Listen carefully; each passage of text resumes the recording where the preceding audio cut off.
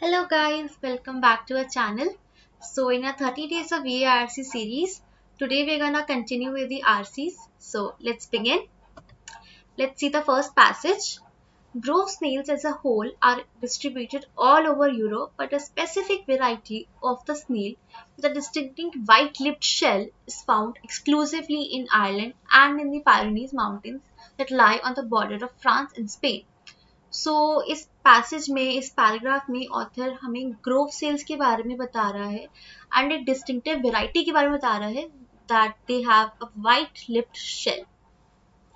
The researchers sampled a total of 423 snail specimens from 36 sites distributed across Europe with an emphasis on gathering large numbers of the white-lipped variety. When they sequenced genes from the mitochondrial DNA of each of these snails and used algorithms to analyze the genetic diversity between them, they found that a distinct lineage, the snails with the white-lipped shells, was indeed endemic to the two very specific and distinct places in question. So, the researchers sampled a total of 423 snail samples, starting from here to kind of here that they were using algorithms to analyze genetic diversity between them.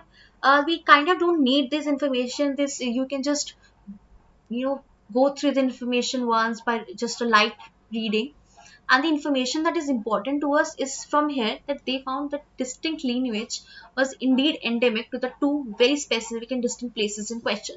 And what were the two distinct places in question? The island and the Pyrenees Mountains. So let's come to the next paragraph. Explaining this is tricky. Previously, some had speculated that the strange distributions of creatures such as the white-lipped grove snails could be explained by convergent evolution in which two populations evolved the same trait by coincidence, but the underlying genetic similarities between the two groups rules that out. So अब author इस चीज को explain कर रहा है कि ऐसा क्यों हो रहा था दैट ये जो दो स्नेल्स की वैरायटी थी ये इसी दो एरिया में मिल रही थी. सो अब यहाँ पे बात कर रहा है कि कुछ लोग जो थे वो ये समझते थे कि शायद कन्वर्जेंट एवोल्यूशन की वजह से हो रहा था, बट ये भी रूल आउट हो गया because the underline genetic similarities between the two groups were very much. Alternatively, some scientists had suggested that the white-lipped variety had simply spread over the whole continent, then been wiped out everywhere besides Ireland and the Pyrenees. But the researchers say that their sampling and subsequent DNA analysis eliminate that possibility too. So एक जो alternative जो view था वो ये था कि लोग सोचते थे कि शायद ये जो वैरायटी है ये पूरे ही कॉन्टिनेंट में स्प्रेड हो गई थी और बाकियों की जगह से वाइप आउट हो गई थी, इसलिए सिर्फ आइलैंड और पायरेनीज में ही बच गए. बट ये भी जो हमारा थिंकिंग था ये भी एलिमिनेट हो गया, और इसका रीजन ये था that if snails naturally colonised Ireland, you would expect to find some of the same genetic type in other areas of Europe, especially Britain. You just don't find them, Davidson, the lead author, said in a press statement. Okay. So next paragraph पे आते हैं.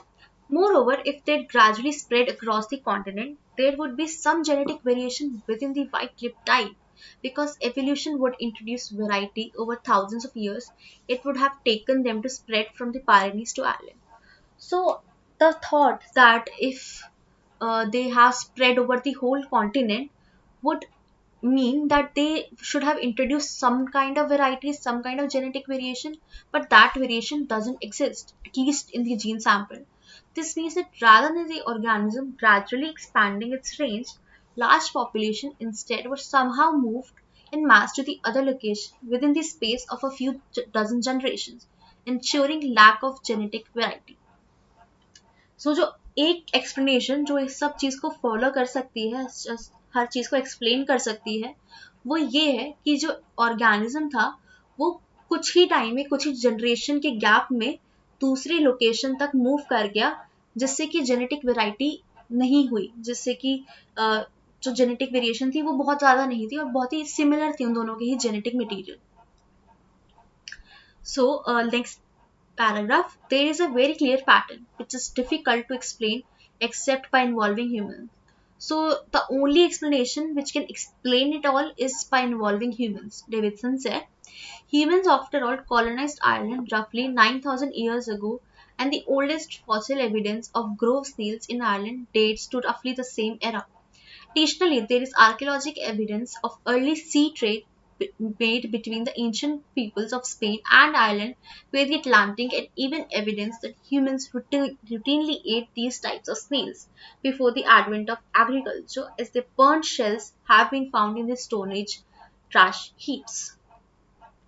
So, what they believe is that humans must have been involved in some kind of way to move these population from one place to another, and it is said that the oldest fossil evidence of grove snail was found in the same area, same era when the humans colonized Ireland. So this can be the most probable explanation. Now in the next paragraph, the author is most likely explaining this only. The simplest explanation then: boats.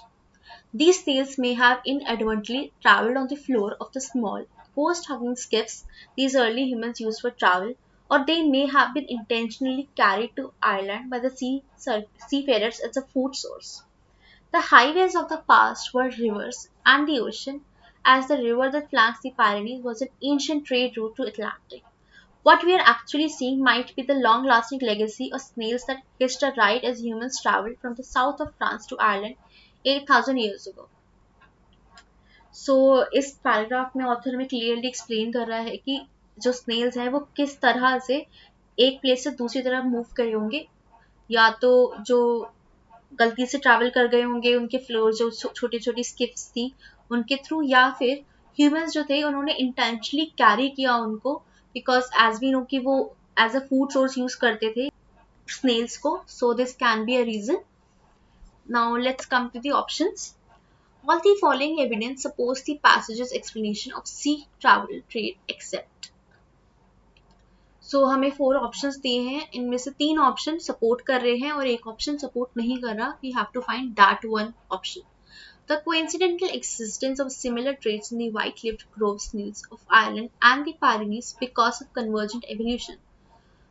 So author ने तो convergent evolution को rule out ही कर दिया था. So ये तो हमारा support नहीं कर रहा, हमारे पैसेज के एक्सप्लेनेशन को नहीं कर रहा support. So this is going to be our correct option. But बाकी के ऑप्शंस भी देखते हैं. The oldest fossil evidence of white-lipped grove snails in Ireland dates back to roughly 9,000 years ago, the time when humans colonized Ireland. This is correct and this is supporting, so this can't be an option. Absence of genetic variation within the white-lipped grove snails of Ireland and the Pyrenees, whose genes were sampled. Again, this can't be the correct option. Archaeological evidence of early sea trade between the ancient people of Spain and Ireland via the Atlantic Ocean. So this is also not our option, and option 1 is the correct option. Second question पे आते हैं. The passage outlines several hypotheses and evidence related to white-lipped grove snails to arrive at the most convincing explanation for why the white-lipped variety of grove snails were wiped out everywhere except in Ireland and the Pyrenees. How the white-lipped variety of grove snails independently evolved in Ireland and the Pyrenees. Why the white-lipped variety of grove snails are found only in Ireland and Pyrenees. How the white-lipped variety of grove snails independently evolved in Ireland and the Pyrenees. So, the options that involve evolution, that they independently evolved in Ireland and Pyrenees, are eliminated because हमने देखा था कि author ने ये नहीं कहा, वो इस चीज को एक्सप्लेन नहीं करना चाह रहा, वो सिर्फ ये एक्सप्लेन करना चाह रहे हैं कि जो स्पीशीज है वो सिर्फ आयरलैंड और पायरेनीज में ही क्यों मिलती है. वो ये नहीं एक्सप्लेन कर रहा कि वहां पे अलग अलग इवॉल्व हुई है, वो उसका हाइपोथेसिस ही था. जस्ट ऐसे कि फर्स्ट ऑप्शन जो है वो भी उसका हाइपोथेसिस था, वो इस चीज को एक्सप्लेन नहीं कर रहा. सो ये भी हमारा एलिमिनेट हो जाता है and our third option is the correct option. Now let's come to the third question. Which of the following makes the author eliminate convergent evolution as a probable explanation for why white-lipped grove snails are found in Ireland and the Pyrenees? So हमें 4 options दिए हैं और इसमें से कौन सा option ऐसा है जो कन्वर्जेंट एवोल्यूशन को रिजेक्ट कर रहा है, उसको रूल आउट कर रहा है. So let's find out. The absence of genetic variation between white-lipped grove snails of Ireland and the Pyrenees. the absence of genetic similarities between the white-lipped grove snails of Ireland and similarities from other parts of Europe.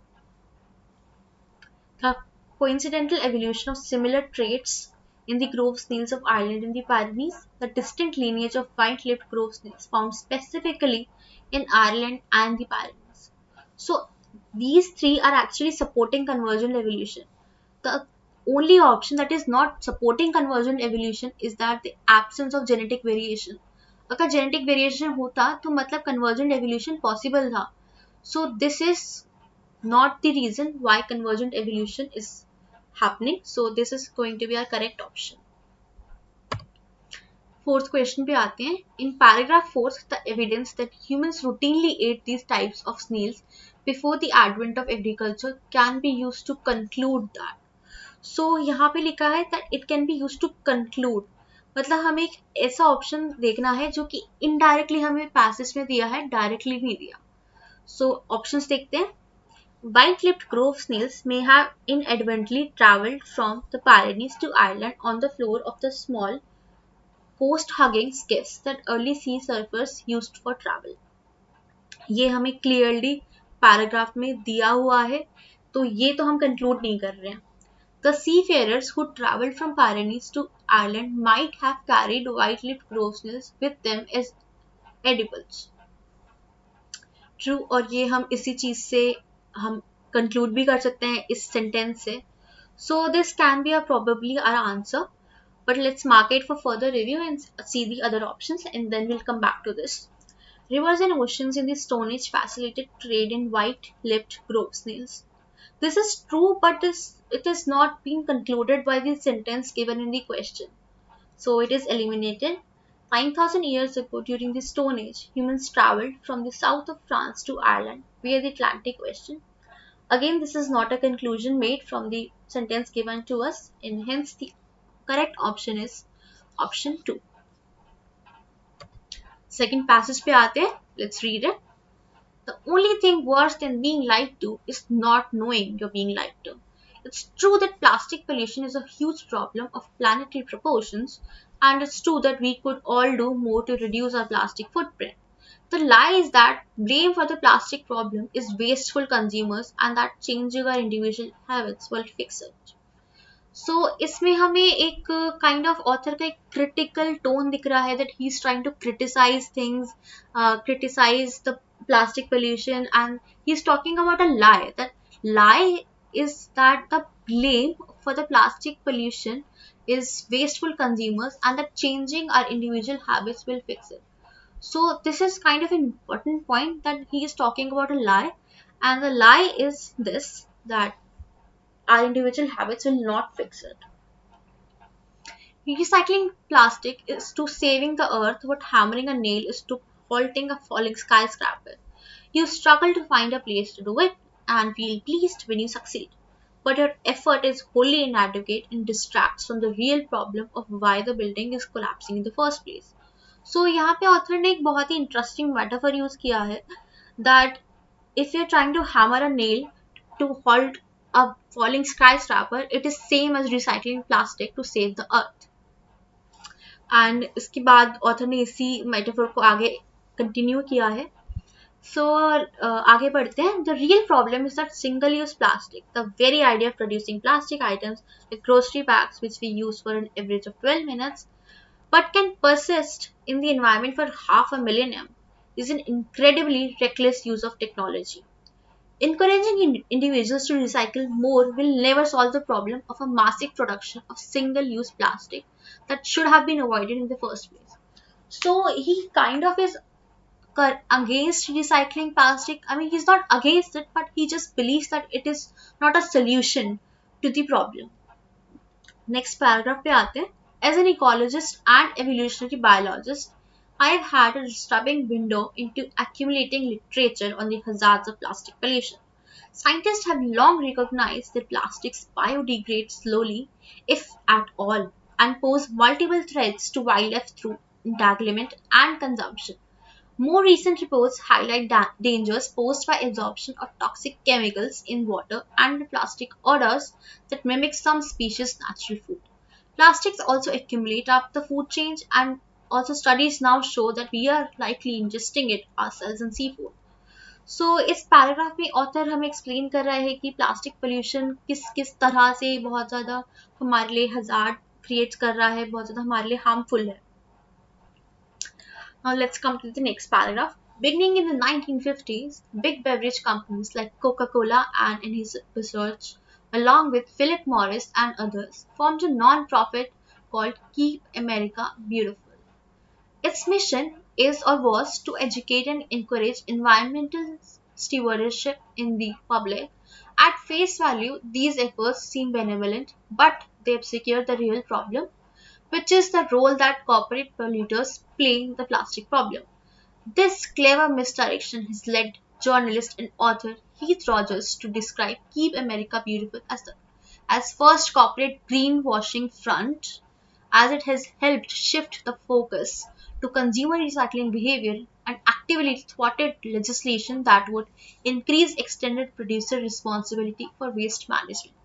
So author यहाँ पे ये कहना चाह रहा है कि ये जो नॉन प्रॉफिट था कीप अमेरिका ब्यूटीफुल, ये एक बहुत ही ग्रीन वॉशिंग फ्रंट था. ये obscure the real problem. It was to conceal the real problem that corporate polluters play a major role in plastic pollution, and they were trying to actively thwart the legislation. Thwart means that they are trying to take away their attention, or they are trying to divert their attention that would increase extended producer responsibility for waste management.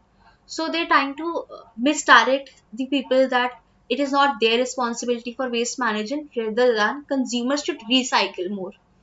The greatest success of Keep America Beautiful has been to shift the focus of environmental responsibility onto the public, while simultaneously becoming a trusted name in the environment movement.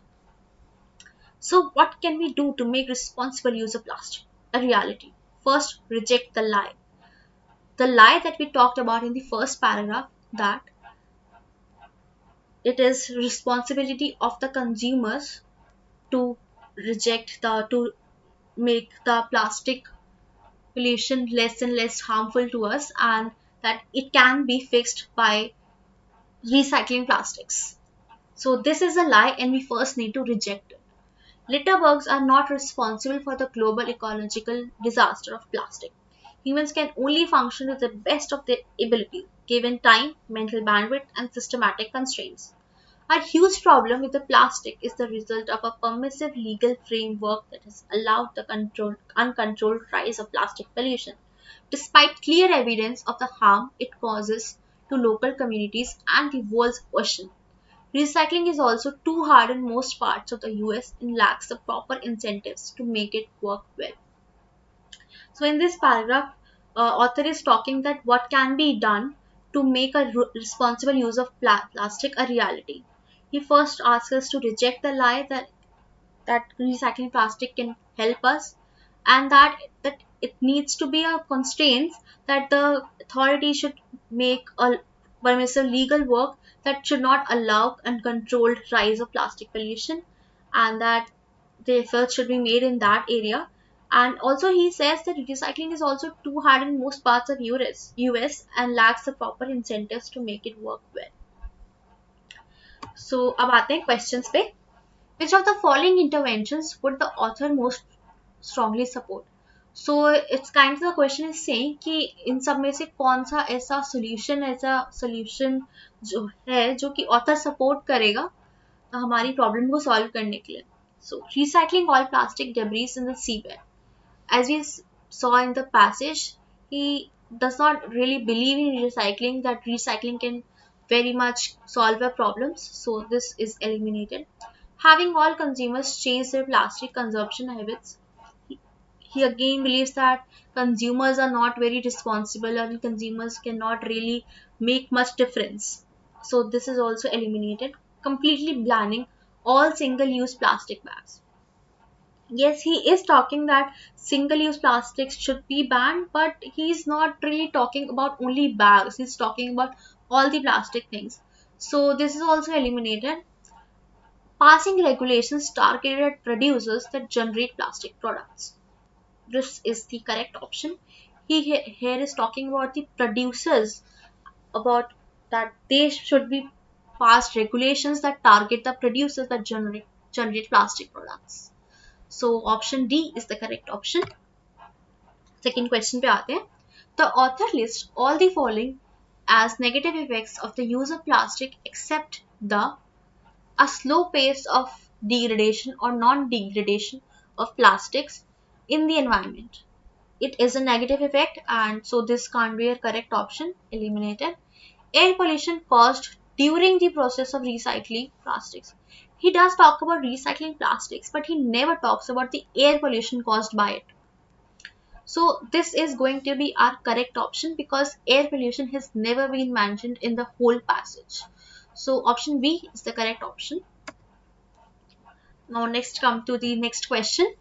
In the first paragraph, the author uses lie to refer to the blame assigned to humans, to consumers for indiscriminate use of plastics, understatement of the enormity of the plastics pollution problem, the fact that people do not know that they have been lied to, understatement of the effects of recycling plastics. So actually in the whole passage only there has been no talk about effects of recycling plastics.